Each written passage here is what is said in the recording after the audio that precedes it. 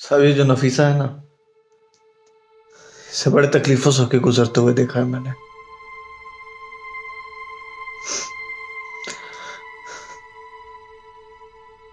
जब हमारी शादी हुई थी तो मैं तो हैरानी हो गया था कि इतनी खूबसूरत लड़की कैसे मेरी जिंदगी में आ सकती है।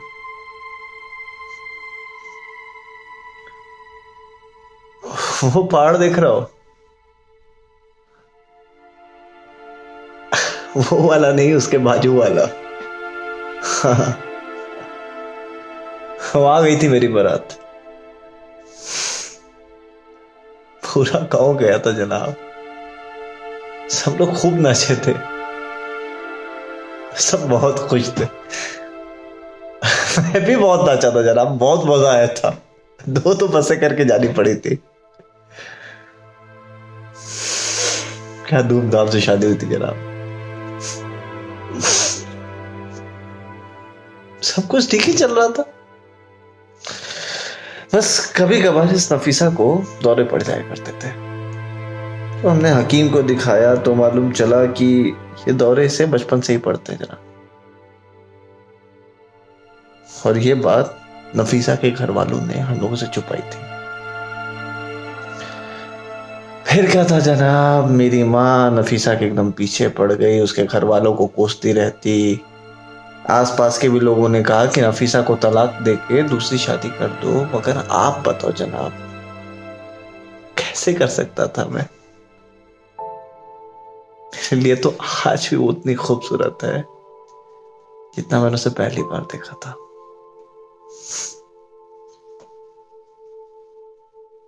फिर क्या था जनाब, हम वहां से अपना सामान उठाए और वो गांव छोड़ के इस गांव में आ गए।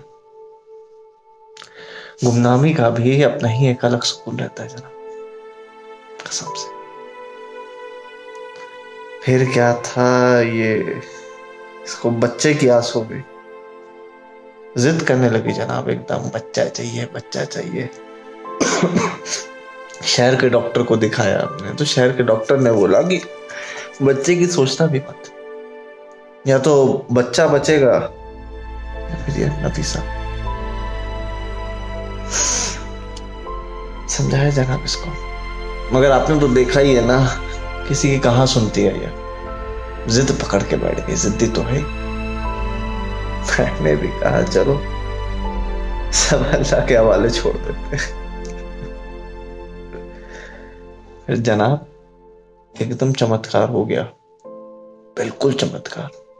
इसको जो दौरे पड़ते थे वो सब कुछ पड़ना बंद हो गया, मानो एकदम चमत्कार जनाब। फिर इस घर में सिर्फ खुशियां खुशियां खुशियां और कुछ नहीं जनाब। हा हा ही बस यही होता रहता था। क्या दिन थे जनाब वो।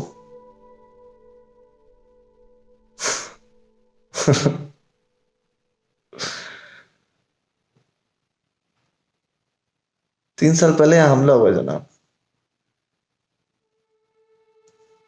लड़ाई आतंकियों और आर्मी वालों के बीच में थी। बीच में फंसे कौन, हम लोग। मुझे कुछ समझ में नहीं आ रहा था जनाब कि करना क्या है।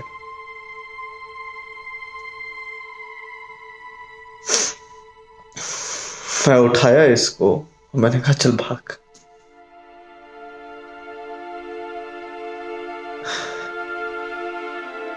भागते भागते जनाब इसके सलवार में पूरा खून खून हो गया था। मैंने इसको कहा कि मैं तुझे कुछ नहीं होने दूंगा। मैं उठाया उसे और भागा भागा भागा।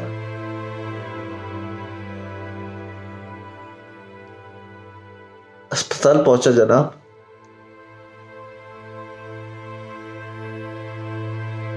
डॉक्टर ने साफ कह दिया,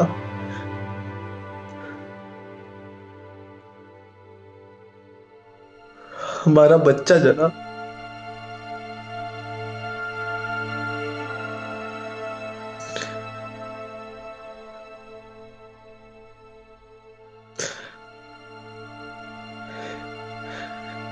एकदम पागल जैसी हो गई थी जरा भी।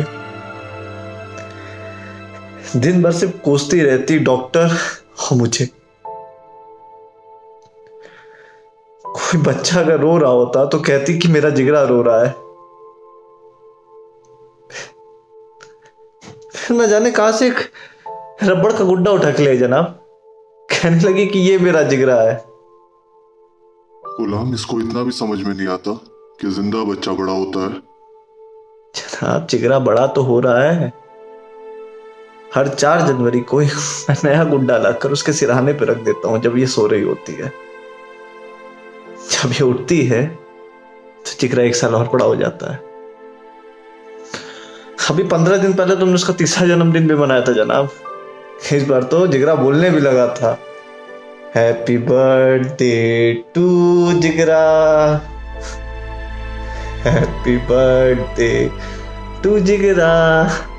कर जानते हैं जनाब, इस बार तो जब मैं जिगरा को लेने गया गुड्डे को, तो दुकानदार ने एकदम साफ कह दिया था कि चाइना का गुड्डा है, ये बोलेगा, नाचेगा, गाएगा, सब करेगा, लेकिन कोई गारंटी नहीं। क्यों? अरे जनाब चाइनीज जो है। फिर क्या था जनाब, शुरू शुरू में अटक अटक के चल रहा था, लेकिन अब वो भी बंद हो गया। सोचा कि इसको ले जाके शहर में दिखाऊंगा, तब तक आप ही आ गए। तुम जानते हो गुलाम, तुम कर क्या रहे हो? जनाब मुझसे बेहतर कौन समझ सकता है। तुम्हें दिखाई नहीं देता? She has no hold on reality. जो उसको होना चाहिए वो है नहीं। जनाब आप बिल्कुल मेरी अम्मी की तरह बात कर रहे हैं। वो भी हर वक्त यही कहती थी, नफीसा को ये होना चाहिए, नफीसा को वो होना चाहिए। अरे क्या होना चाहिए नफीसा को, और कौन ये तय करेगा कि किसको क्या होना चाहिए? देखो गुलाम, की होती हैं जरूरतें साहब, नफीसा की भी थी। वो लोग जो मज़ारों पर जाकर चादर चढ़ाकर दुआएं मांगते हैं, या फिर आपके मंदिर में एक पत्थर को नहला धुलाकर खाना खिलाकर उनसे प्रार्थनाएं करते हैं, कभी आपने उनको जाके कहा है कि नहीं तुम भी जाओ अपने आप को डॉक्टर को दिखाओ? नहीं ना। तो फिर मेरी नफीसा क्यों जनाब? क्योंकि वो एक रबर की गुड़िया को प्यार करती है, उसको पूछती है, उसकी प्रार्थना करती है, उस पर विश्वास करती है। नहीं, क्योंकि वो जो जी रही है वो सच नहीं है। क्या करेंगे ऐसे सच का जो किसी को जीने ही ना दे?